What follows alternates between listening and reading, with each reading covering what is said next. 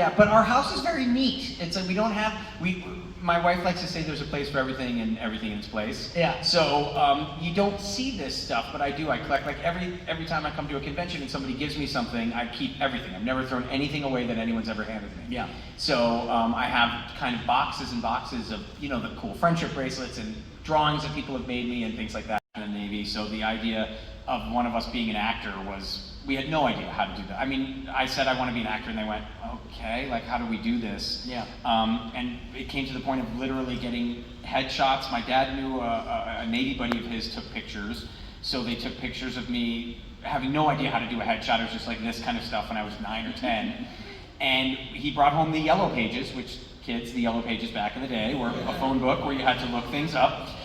And we found the name of 5 or 10 managers or 20 managers in New York City at the time. This would be 1985. And just started sending them around. And about 3 months later, a manager called me and I went down and read for him. And like 6 months later, I was on my first series. So I was an original Nickelodeon kid. From about, like I got slimed on Nickelodeon. That's how long ago I was on That's every kid's dream at that time. Yeah. That and animated series and Justice League and everything else. His wife was a big Boy Meets World fan, and she said you should bring in Will. And so I went in and I read with Andrea Romano. And for anybody who doesn't really know what that was like back in the day, it would be like never having been in a movie and them saying, hey, come in to read for the lead in this Steven Spielberg movie. You've got Bruce Timm and Glenn Murakami and you know, Paul Dini and all these amazing writers, and then Andrea Romano, who's arguably the greatest animation director in history, voice director. And then my second audition, I'm sitting next to Kevin Conroy. Wow. To see what, you know, if we had chemistry. So it was just a daunting task, and I couldn't believe it. And then when they said, yes, you got the part, I frankly thought they were lying to me. I still think I'm gonna be fired. yeah. So it was really, I mean, then it led to, you know, like Return of the Joker, where I'm for 2 weeks sitting in between Mark Hamill and Kevin Conroy, and it was just, it was one of the greatest experiences ever. I'll be in the first one and then I'll jump out for the next one.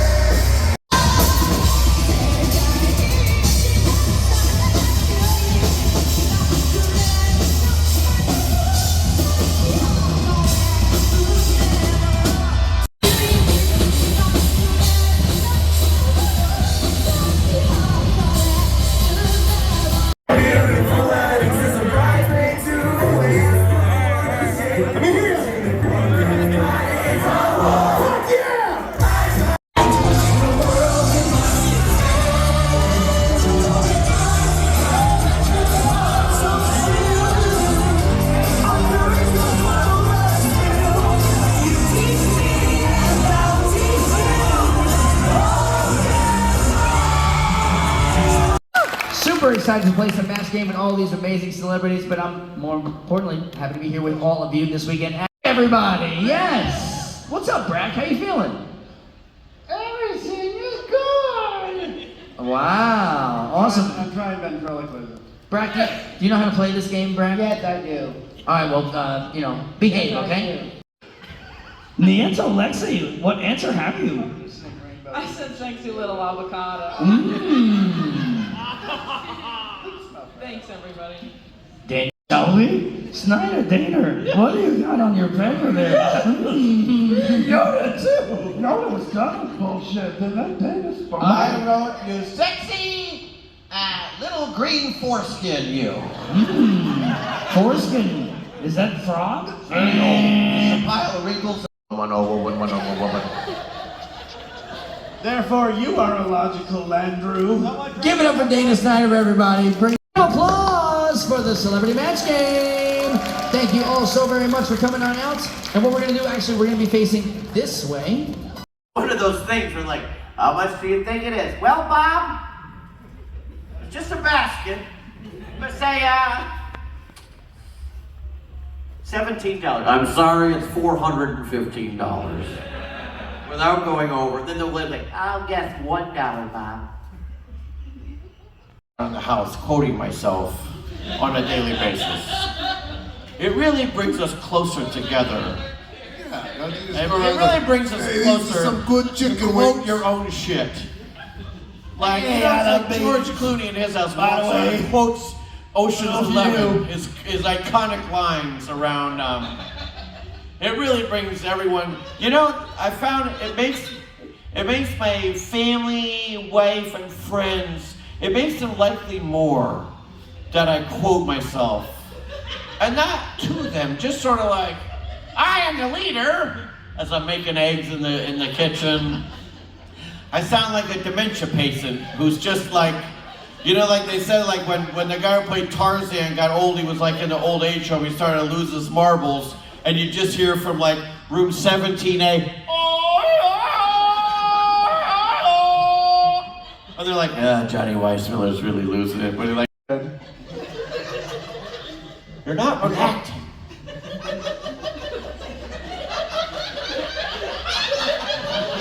Oh, I see. See what gold you get out of wasting people's time? Oh my gosh, man.